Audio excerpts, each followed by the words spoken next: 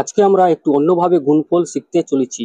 42 into 38 সরাসরি গুণ করলে গুণফল হয় 1596, কিন্তু 42 ইন্টু 38কে এই সরাসরি গুণ না করে একটু অন্যভাবে গুণ করলে গুণফল কি 1596 আসবে? এখন 42 এর জায়গায় 40 প্লাস 2 লেখা যাবে, কিন্তু 38 এর জায়গায় 40 মাইনাস 2 লেখা যাবে। এখানে a plus b into a minus b এসে গেছে। সবাই জানে a plus b into a minus b আসলে a square minus b square হয়, এক কথায় 40 তার হোল স্কোয়ার মাইনাস 2 তার হোল স্কোয়ার।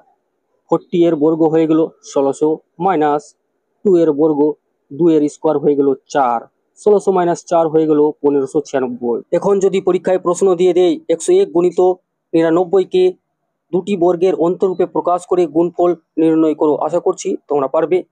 তোমরা কমেন্ট বক্সে কমেন্ট করে সঠিক উত্তর জানিয়ে দাও।